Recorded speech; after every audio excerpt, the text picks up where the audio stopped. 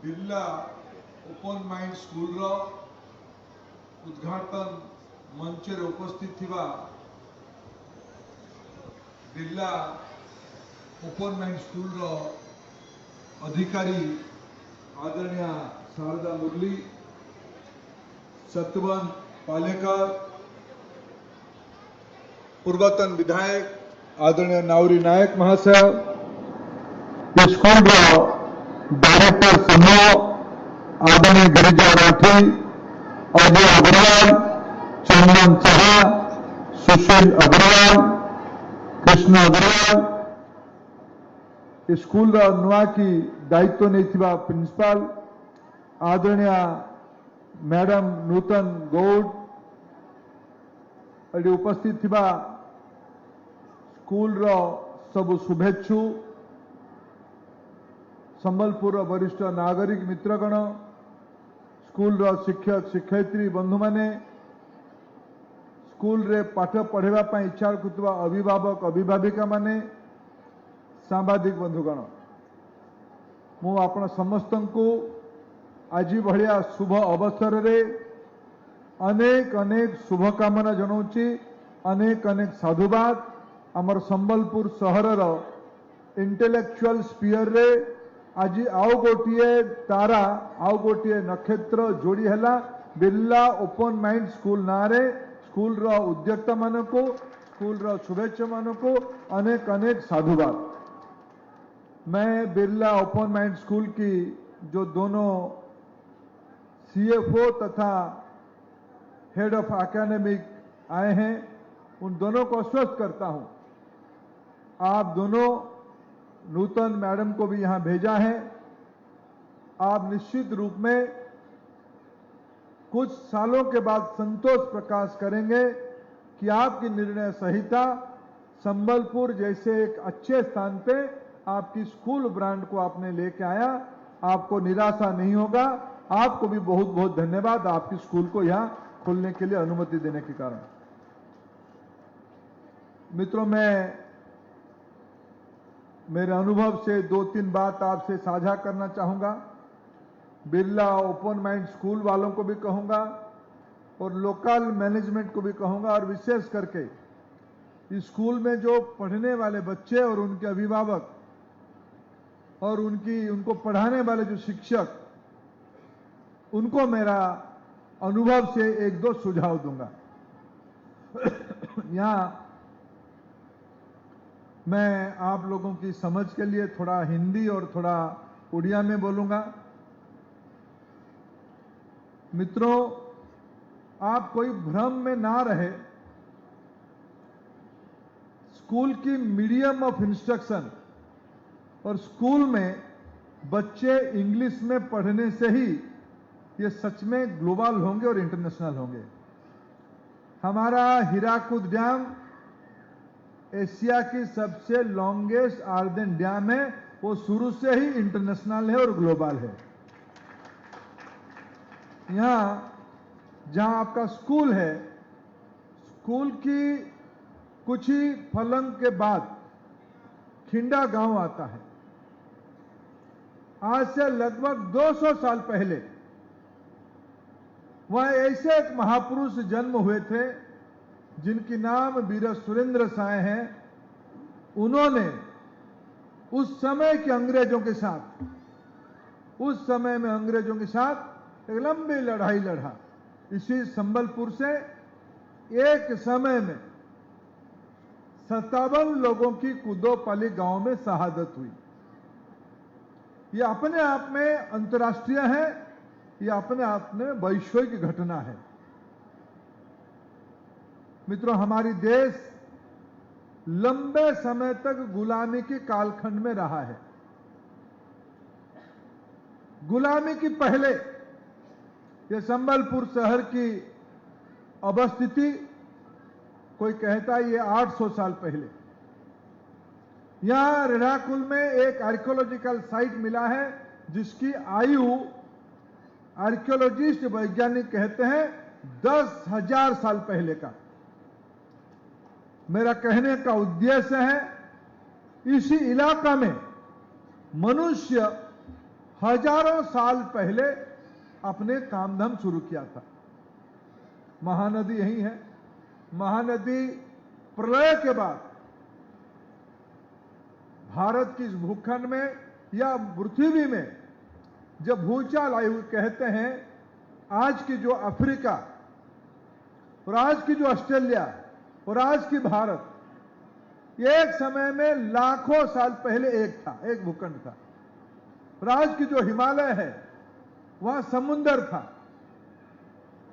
प्रलय हुआ, प्रलय के बाद एक हिस्से का मिट्टी टूट के अफ्रीका हो गया, एक हिस्सा का मिट्टी टूट के ऑस्ट्रेलिया हो गया, भारत रह गया। और भारत में चट्टान ऊपर की ओर चढ़ा तो वह हिमालय बन गया। और अभी भी हिमालय में एक इलाका है जहां एक लेक है, उस लेक में सॉल्ट वाटर मिलता है, यानी समुद्र की पानी जैसा। तब से हमारे यह महानदी भी होगा। मैंने कभी महानदी की वैज्ञानिक आयु समझने का कोशिश नहीं किया, करूंगा कभी। मित्रों, यह इतना पुरानी सभ्यता है। हम गुलामी 1000 साल से, प्रधानमंत्री जी ने अभी अभी कहा, सोमनाथ में गजनी से आए हुआ आक्रांता 1026 में आक्रमण किया था, आज से 1000 साल पहले। चंद सालों के बाद 2035 आएगा। 1835 में अंग्रेजों ने जब भारत को हुकूमत शुरू किया था, शासन शुरू किया था, तब उन्होंने एक योजना बनाई कि भारत को लंबे समय तक गुलामी में रखना है, शासन करना है, तब भारत की शिक्षा प्रणाली को भ्रमित करना पड़ेगा।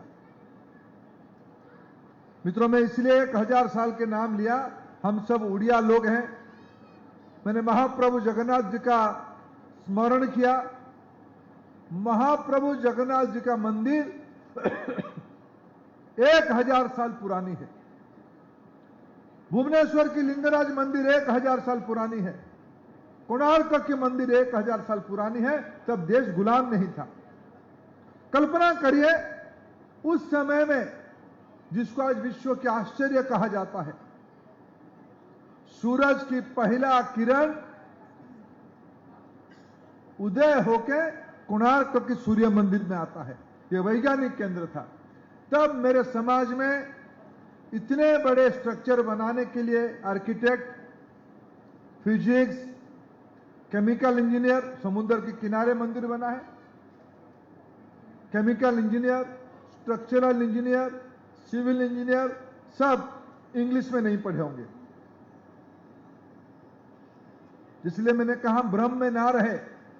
अभी तो मैं हजारों साल पुराना, आप कहेंगे क्या शिक्षा मंत्री है, हमको 1000 साल पुरानी बात कहता है, 200 साल पुरानी बात कहता है। मैं अभी की 2-3 उदाहरण आपको देना चाहूंगा। हम लोग सब 3-4 देशों को याद करें। जापान गुणवत्ता का, क्वालिटी का सबसे सर्वोत्तम देश है। जापान में विज्ञान की, इनोवेशन की, पढ़ाई की भाषा इंग्लिश नहीं है, जापानीज है। जर्मन इंजीनियरिंग टेक्नोलॉजी का एक विश्व युद्ध झेला। जर्मन विश्व युद्ध में पूर्वी जर्मन पश्चिम जर्मन हो गया। कई दशकों के बाद फिर इकट्ठा हुआ। लेकिन कार बनाने में, ऑटोमोबाइल में दुनिया की सबसे सर्वश्रेष्ठ इंजीनियरिंग देश का नाम है जर्मन। उनको इंग्लिश नहीं मालूम है। वहां पढ़ाई, अभी भी आपके घर में कोई बच्चा जर्मन में पढ़ता होगा, वो जर्मनी में पढ़ता होगा, इंग्लिश का इंटरप्रिटेशन समझता होगा, ट्रांसलेशन समझता होगा। आज दुनिया में चाइना एक बहुत बड़ा इकोनॉमिक पावर बन गया है। बड़े बड़े देशों के साथ टक्कर देता है। दुनिया की आवश्यकता के आधे चीज चाइना में ही बन जाता है, सस्ते चीज बन जाता है। चाइना की भाषा इंग्लिश नहीं है।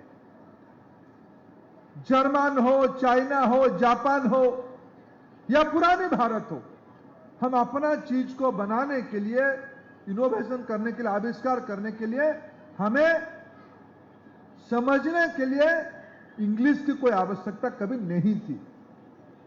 मैं इसीलिए बिरला ओपन माइंड स्कूल वालों को और संबलपुर शाखा को एक निवेदन करना चाहता हूं। आप इंग्लिश पढ़ाइए, बेशक पढ़ाइए।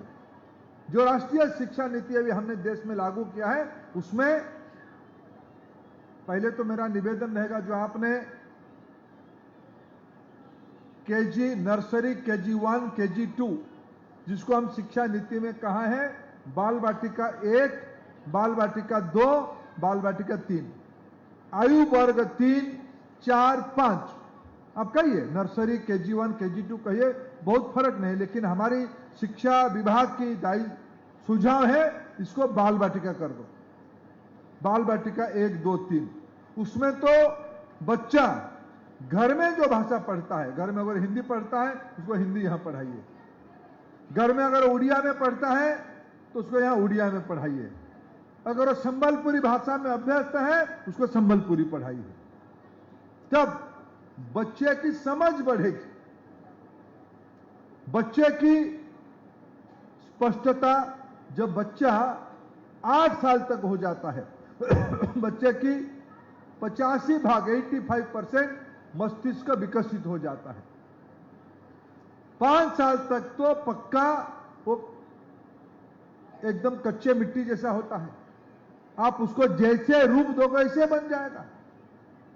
उसको समझने के लिए जिस भाषा को पहले सुना घर में, जिस भाषा में पहला शब्द उच्चारण किया, उसको प्रारंभिक अवस्था में क्लास 8 तक यह शिक्षा नीति कहता है आप मातृभाषा में पढ़ाइए। अभी शिक्षा नीति हमारा 1 से 5 तक 2 भाषा पढ़ाने के लिए कह रहा है, 2 भाषा। अब बेशक हिंदी पढ़ाइए, इंग्लिश पढ़ाइए, पढ़ाने के माध्यम हिंदी होनी चाहिए, पढ़ाने के माध्यम उड़िया होनी चाहिए, पढ़ाने के माध्यम संबलपुरी होनी चाहिए। क्योंकि जो आसपास में मित्रों, बच्चा सिर्फ किताबों से नहीं सीखता है, बच्चा सिर्फ शिक्षक से नहीं सीखता है, उसको जो बस की ड्राइवर लेके आता है ना, उसकी जो कंडक्टर उसको साथ में लेके आता है ना, घर में जाने के बाद जो दाई मां के अलावा उसकी जत्न लेता है, उससे भी वो सीखता है। जब बाहर जाता है खेलने के लिए, अब आस पड़ोस की बच्चों से सीखता है, बाजार से सीखता है, बुजुर्गों से सीखता है, घर में काम काज करने वाले लोगों से सीखता है। ये एक ओपन यूनिवर्सिटी है, उनकी भाषा जो है उसी भाषा में उसको प्रारंभिक अवस्था में पढ़ाना चाहिए। हम तो नीति में कहा है आप दूसरा लैंग्वेज आप इंग्लिश रख सकते हो, हमें आपत्ति नहीं है। क्लास 6 से 10 वो 3 भाषा में पढ़ेगा, उसमें 2 भारतीय भाषा होगा, 1 बाहर का भाषा हो सकता है। मैं जब इस सारे विषय को आपको कह रहा हूं, मेरा यह समझाने का उद्देश्य है, विश्व भर की विशेषज्ञों की मत है, वैज्ञानिकों की मत है, साइकोलॉजिस्ट की मत है, पढ़ाई के माध्यम अगर समझ में आएगी तब स्पष्टता होगी, स्पष्ट होगा तो नया बनाएगा। मित्रों, हमें कॉपी बनाने वाले नहीं चाहिए, ओरिजिनल चाहिए। ओरिजिनल के लिए समझ होनी चाहिए। मैं अभी कुछ बच्चों की नृत्य देख रहा था, ये ओरिजिनल है, उन्होंने चीजों में समझा, सीखा, तब उन्होंने इनोवेट किया, परिप्रकाश किया।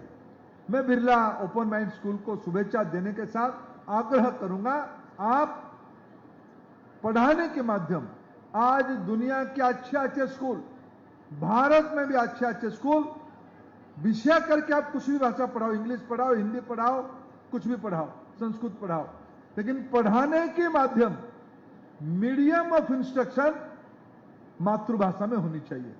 इंग्लिश को भी आप मातृभाषा में पढ़ाओ, उड़िया को भी आप, उड़िया अगर स्पष्ट होगा तब आपकी हिंदी, इंग्लिश, संस्कृत भी स्पष्ट होगा, तब वो नया सोच पाएगा। ये पेड़ हरियाली क्यों है, ये किताब में नहीं लिखा जाता है, घर गांव स्कूल की पियोन उसको बताएगा हरियाली क्यों है। ये पहाड़ ऊंचा क्यों है, ये नदी ऊपर से नीचे क्यों आता है? यह आरंभ दिनों में किताबों में नहीं लिखा जाता, कथा कहानी गीत उसी में से है। मित्रों, दूसरा मेरा सुझाव रहेगा, यह अच्छा नैसर्गिक परिवेश में स्कूल बना है, जंगल के पास है। स्कूल मैनेजमेंट कमेटी 5 साल के अंदर इस स्कूल को छुपा दे जंगल में। इतना पेड़ आप लगाओ, इतना पेड़ लगाओ कि आप बच्चे आकर बच्चों का इच्छा रहेगा कि मैं स्कूल में ही रहूंगा। इसको एक आश्रम बनाओ, और आपके बच्चे अभिभावक डर जाएंगे ना, हमारे बच्चे ऋषि हो जाएंगे, सन्यास वैसा नहीं। आज जो पर्यावरण है आप उसको एक गुरुकुल बनाओ। अभी मेरे को कहा गया स्कूल में यज्ञ की योजना है। आप स्कूल में पर्याप्त मात्रा में आप खेलने की व्यवस्था करो। पहली बार राष्ट्रीय शिक्षा नीति ने 3 नए विषयों को जोड़ा है, खेलना, संगीत, गीत, नाटक, ड्रामा, डांस, ये भी विषय है, 6वीं विषय। तीसरा स्किल डेवलपमेंट। मैंने देखा स्कूल की रोबोटिक लैबोरेटरी बहुत अत्याधुनिक हुई है। आप ड्रोन बनाओ जोड़ के कि संबलपुर जिले की खेती में 2 ड्रोन काम करेगा। एग्री टेक्नोलॉजी में क्या मशीनरी लगता है, आप उसकी टेक्नोलॉजी यहां लाओ। टेक्सटाइल की टेक्नोलॉजी स्कूल से पढ़ाओ, खेती की टेक्नोलॉजी स्कूल से पढ़ाओ, माइनिंग की टेक्नोलॉजी स्कूल से पढ़ाओ, वाटर मैनेजमेंट की टेक्नोलॉजी स्कूल से पढ़ाओ। बाहर भी चीज और भी चीज पढ़ा सकते हो, उसमें भी एआई पढ़ा सकते हो, उसमें भी रोबोटिक्स आ सकता है। जो हमारी आस पड़ोस में हमने कहा है 10 दिन बच्चे साल में बैग छोड़ के स्कूल आएंगे, पढ़ने के लिए आएंगे, बैग छोड़ के। क्या पढ़ेंगे? वो जाएंगे खिंडा गांव देखने के लिए। 200 साल पहले यहां ऐसा कौन सा वीर सपूत जन्म लिया था जो देश दुनिया के लिए समर्पित हो गया था। देवरीगढ़ जाएंगे, वन्य जंतुओं को देखेंगे। हीराकुद डैम के उधर से उधर चल के जाएंगे। ये कैसे? 7-8 दशक पहले हमारे नीति निर्धारकों ने एक योजना बनाई जिसके कारण ओडिशा की संपन्नता आई। अगर महानदी में हीराकुद बांध नहीं बनता उड़ीसा में चावल की इतना उत्पादन नहीं होता। तटीय उड़ीसा में बन्या की प्रकोप रहता, हर एक साल लाखों करोड़ रुपए की नुकसान होता।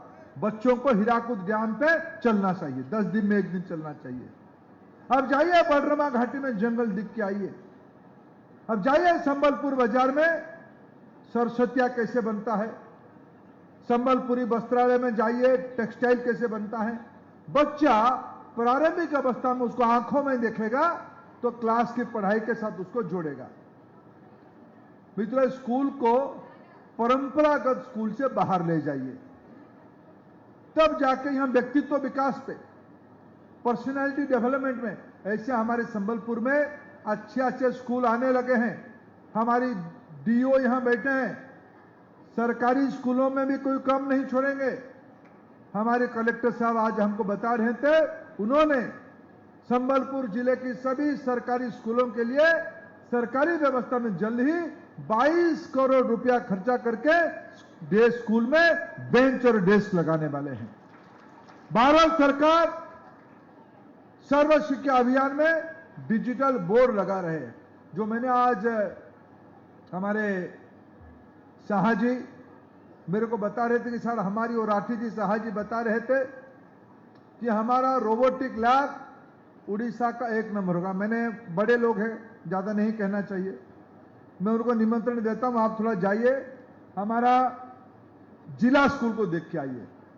हमने 2 महीना पहले जिला स्कूल में बोइंग कंपनी को बुला के आपसे जैसा थोड़ा कम होगा लेकिन आप जैसा है कि लैबोरेटरी बना दिया है, रोबोटिक लैबोरेटरी बना दिया है। अभी हमारे देश में डबल इंजन की सरकार है, सरकारी स्कूल भी पीछे नहीं रहेंगे। जो बच्चे कुछ हैं उनको भी आने वाले दिनों में ठीक कर दिया जाएगा।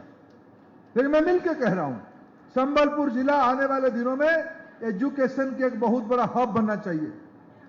यहां 7 यूनिवर्सिटी है, कम से कम 200-250 हाई स्कूल है शहर में और गांव मिला के। ये सारे स्कूल्स में आने वाले दिनों में हम खेल का प्रतियोगिता करेंगे, हम यहां नृत्य का प्रतियोगिता करेंगे, संबलपुरी डांस का प्रतियोगिता करेंगे, विज्ञान की इनोवेशन का प्रतियोगिता करेंगे। प्रश्न किताबों की नहीं रहेगा, प्रश्न समाज की रहेगा। हमारी संबलपुर में इतना गर्मी होता है, उसकी निदान क्या होगा? संबलपुर शहर को स्वच्छ कैसे रखेंगे, ये स्कूल में चर्चा होनी चाहिए। प्रधानमंत्री जी ने कहा है स्कूल एक तीसरा विषय को ध्यान दे। मित्रों, आप हमारे समाज की दुर्मूल्य चीजों को साथ में रखोगे। अभी तो स्कूल आरंभ हो जाएगा 400 बच्चों से। मैंने हिसाब कर रहा था, नर्सरी से 8वीं तक तुरंत स्कूल शुरू हो जाएगा। हर एक क्लास में 40 बच्चे रहेंगे, यानी 440 बच्चे रहेंगे। और जब ये 12वीं तक हो जाएगा, 2 साल में 3 साल में, यहां 600 बच्चे रहेंगे। डबल सेक्शन हो जाएगा तो ये 1200 बच्चे हो जाएंगे। धीरे धीरे स्कूल 2-3 हजार बच्चों के लिए बने, 2-3 सेक्शन का बने, लेकिन स्कूल संबलपुर से अलग बने, अन्य स्कूलों से अलग बने। आप फीस लो, जितना कम ले पाओगे उतना अच्छा है, लेकिन स्कूल लो। आप तो आपका एक फी बेस्ड स्कूल है, हमारा सरकारी स्कूल 0 फीस की स्कूल है। आप स्कूल में फीस लो जो आपको सुविधा है, लेकिन ढंग से लेना कि पेरेंट को बहुत दिक्कत ना हो, क्योंकि आज के दिनों में स्कूल फीस एक चिंता का विषय बनी है। मैं आपको शुभेच्छा देता हूं, अंत में एक सुझाव देता हूं। आप बच्चों की सेहत के ऊपर, जब मैं सेहत कहता हूं उसकी मेंटल हेल्थ के ऊपर, स्कूल में मोबाइल फोन आना बंद करा दो। टेक्नोलॉजी चाहिए।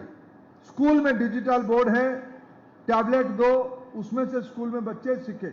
लेकिन स्कूल के परिसर में बच्चे कम से कम 8-10 घंटा, आप स्कूल के बच्चों को 1 घंटा पहले बुलाओ, व्यायाम कराओ, दौड़ाओ, उनको फिजिकल एक्सरसाइज करो, थकाओ उनको फिर स्कूल की खत्म होने की 1 घंटे तक आप उनको एक ओपन मेकर्स लैब में डाल दो। जो जिसकी इच्छा हो उसको बनाए, तोड़े, बनाए। आप उनको डांटो, प्रेम से डांटो, सिखाओ। यहां एक अलग प्रकार की वातावरण बनाओ। बच्चों को आपके जिम्मे में पेरेंट्स छोड़ रहे हैं। आज बच्चों की मेंटल हेल्थ, उसके मन में क्या चल रहा है, उसके मन में संकोच है क्या? मैंने अभी इन दिनों में हमने कहा हम अभी क्लास 3 से आगे एआई आधारित शिक्षा व्यवस्था करेंगे। एआई दुनिया का नया गुरु बनने जा रहा है, विशेष करके शिक्षकों के गुरु बनने जा रहा है। स्कूल की सभी शिक्षक और प्रबंधक एआई के माध्यम से अभ्यास बढ़ाएं, अपने मन की जिज्ञासा को पूछे और उस जिज्ञासा से उपजी अच्छे परामर्श को बच्चों को दे। स्कूल वैज्ञानिक बने, स्कूल आधुनिक बने, स्कूल भारतीय बने, स्कूल विकसित भारत के लिए बने, विकसित उड़ीसा के लिए बने। मेरा पूरा शुभेच्छा। भालू बहाल की स्कूल दुनिया में नाम करे, इसी शुभेच्छा के साथ आप सभी को फिर एक बार बधाई। बहुत बहुत धन्यवाद।